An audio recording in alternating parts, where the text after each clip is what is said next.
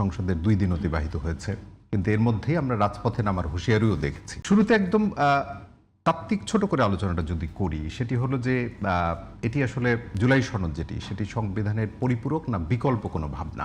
প্রথম কথা হলো জুলাই সনদের ব্যাপারে বিএনপি অঙ্গীকারবদ্ধ। বিএনপি জুলাই সনদ যেভাবে স্বাক্ষর করেছে সারা জাতির সামনে সবাই দেখেছে, সেইভাবে বিএনপি এটা বাস্তবায়ন করবে। এ ব্যাপারে বিএনপির শুরুর দিক থেকে একই রকম পজিশন আছে, এবং বিএনপি যে নির্বাচন ইস্তেহারটা প্রণয়ন করেছে সেটা যদি আপনি দেখেন, দেখবেন যে সেটা জুলাই সনদের সাথে সঙ্গতিপূর্ণ।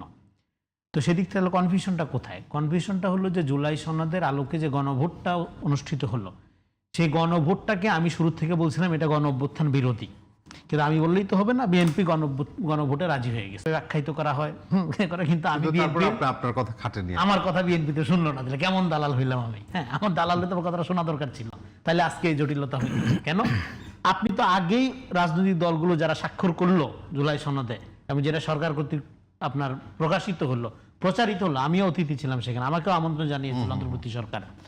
তো সেখানে প্রিন্স ভাইদের দল সহ আর অনেক দলই সেখানে, তো এবং তার ভিতর থেকে একটা দল তো আপনার আজকে নির্বাচিত হলো, তাই না?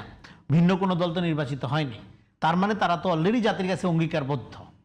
তো যে জিনিসটার ব্যাপারে অলরেডি ওয়াদাবদ্ধ, সেইটা আবার গণভোটে নেওয়াটা অদরকারি। গণভোটে তারপরেও যেতে পারে, সেটা যেতে পারে কিভাবে? যেতে পারে থ্রু দ্য পার্লামেন্ট। কারণ কোনো কিছু যদি আপনার গণতান্ত্রিক প্রক্রিয়ায় ইমপ্লিমেন্ট করতে হয়, তাহলে সেটা কে করবে? ইমপ্লিমেন্ট করবে পার্লামেন্ট। এখন গণভোটের প্রশ্ন আসে, তাহলে গণভোটটাকে আসলে ইম্পোজ করা ছিল, রাইট? গণভোট ইম্পোজ করা ছিল, এবং এই গণভোটে বিএনপি রাজি হয়েছে। এটা ফোর্সফুলি রাজি হয়েছে, বিকজ অফ কৌশল না, ফোর্সফুলি। এটা কোনো নেতা বলে বিএনপির মতো এত বড় দল আনফরচুনেটলি ফোর্সফুলি রাজি হয়েছে, যে রাজি হওয়াটা অস্বাস্থ্যকর। এই অস্বাস্থ্যের প্রমাণ এখন পাচ্ছে না। এখানে দুইটা পয়েন্টে আমি আলাপটা এখানে গোটাবো। একটা হলো যে তাহলে এইবার এই গণভোটকে পার্লামেন্টের সভারেন্টির অথরিটির উপরে যারা মনে করছেন, তারা পার্লামেন্টের ডেমোক্রেসিকে আন্ডারমাইন করছেন অথবা বুঝেন না। কারণ এটা আমি বহুবার বলছি, আজকে আবারও রিপিট করি, যে আপনি গণভোট আয়োজন করছেন একটা বিষয়ের উপরে, সেখানে অনেকগুলো সংস্কারের বিধান আছে, প্রবিধান আছে। আর পার্লামেন্টের একজন সদস্যকে জনগণ নির্বাচিত করে সমস্ত বিষয়ে আইন করার এখতিয়ার দিয়ে, তাহলে পার্লামেন্টের এখতিয়ার সুপ্রিম না একটা গণভোটের, একটা প্রভিশনের এখতিয়ার সুপ্রিম? এইটা আপনি চিন্তা করেন কিভাবে? প্রথম কথা হলো, তাহলে আপনি পার্লামেন্টের ডেমোক্রেসির আদব বুঝেন না। তারপরেও গণভোটের এই ফলাফলকে অ্যাকচুয়ালাইজ করতে পারে, সেটা কে করবে? পার্লামেন্ট। পার্লামেন্টের প্রস্তাব বলতে তো আপনার পার্লামেন্ট এটা আপনার পাস করবে। সেই পাসের জন্য তো গণভোটের ব্যাপারটা গুরুত্বপূর্ণ না। এখন আর গুরুত্বপূর্ণ হলো যে আপনি তো অলরেডি অঙ্গীকার করছেন, আপনি তো অলরেডি স্বাক্ষর করেছেন, সেই অনুযায়ী পার্লামেন্টের প্রস্তাব উঠবে, আপনি বাস্তবায়ন করবেন। কিন্তু এই গণভোটকে কেন্দ্র করে পার্লামেন্টারি ডেমোক্রেসিকে থ্রেট করার একটা প্রবণতা দেখা যাচ্ছে। তাহলে তার মানে 68% মানুষ, আবার এর মানুষের কি হবে? হ্যাঁ, 68% মানুষ না, 1000% লোক, 100% লোকও যদি এখানে সম্মতি দেয়, কিন্তু এই বিষয়টা যদি পরবর্তী সময়ে দেখা যায় যে গণতন্ত্রকে ব্যাহত করবে, এটা মানার কোনো দরকার নাই। এটা পরিষ্কার করে বিএনপি বলতে পারবে। অবশ্যই বিএনপির বলা উচিত, না বললে বিএনপি কিসের ডেমোক্রেটিক দল? কারণ জনগণ যে তাকে টু থার্ড মেজরিটি দিল, কিসের জন্য দিছে? গণতন্ত্র প্রোটেক্ট করার জন্য, গণতন্ত্র রক্ষা করার জন্য, কোন রকম কোন আলট্রা ফেসিস্ট দাবি দেওয়া মানার জন্য না। এটা আরেকটা বেসিক আর্গুমেন্ট হলো, এটা কোনো লিগ্যাল এন্টিটির ব্যাপার না, এটা একটা পলিটিক্যাল প্রবলেম, এবং দেশ শুধু সংস্কার না, পুনর্গঠন করতে হবে, এবং সেই প্রক্রিয়াটা হলো পলিটিক্যাল। ফলে সমস্যাটা পলিটিক্যালি সমাধান করতে, এটার সাথে লিগ্যাল ব্যাপারটা তো অতটা জড়িত না। এটা গেলো একটা দিক। আরেকটা দিক আমি বলি, অ্যাকর্ডিং টু ম্যাকিয়াভেলি, ধরলাম বিএনপি গণভোটের রায়কে উপেক্ষা করলো, তো কি হবে? রায়কে উপেক্ষা করার কোনো সুযোগ বিএনপি আছে কিনা? ধরেন বিএনপি বললো হা ভোটে বিএনপি ভোট চাই নাই, ইলেকশনের আগে চাইছে তো, তাইলে এইবার ফোর্সফুলি কোনো বিষয়ে যদি কেউ প্রমিস করে, প্রথম কথা হলো কোনো লিডার, কোনো নেতা, কোনো প্রিন্স, অ্যাকর্ডিং টু ম্যাকিয়াভেলি, যদি জনগণের কাছ থেকে প্রমিস করে, সে প্রমিস তাকে রক্ষা করতে হবে। যদি সে প্রমিস সে রক্ষা না করে, তাহলে সেই প্রিন্স, সেই নেতা, সেই রাষ্ট্রনায়কের, সেই প্রধানমন্ত্রীর গ্লোরি ডিক্লাইন করে। এটা কাণ্ডজ্ঞানের ব্যাপার।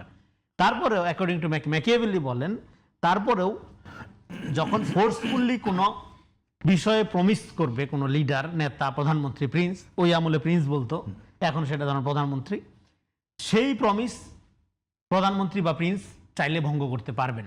কোন ক্যাটাগরিতে। ফোর্সফুলিটা তো relative term, relative term, right. এটাকে ব্যাখ্যা কিভাবে? এটা ব্যাখ্যা কিভাবে ভঙ্গ করতে পারবেন? যদি দেখা যায় এটার সাথে কমন গুডের সম্পর্ক নাই। ধরেন আমি ওয়াদা করলাম যে ভাই আপনাকে আমি 500 কেজি খেজুর খাওয়াবো, কিন্তু দেখা গেল আপনিও খুশি হয়ে আমার সাথে আসলেন, পরে দেখা গেল খেজুর খাওয়ার কন্ডিশন আপনার শরীরে নাই, খাইলে আপনার ক্ষতি হবে, তখন বলবো যে ভাই আপনার আমি খেজুর খাওয়াবো না, আমি যতই ওয়াদা করে থাকি আপনার ক্ষতি হবে, এই জন্য আমি ওয়াদা ভঙ্গ করব।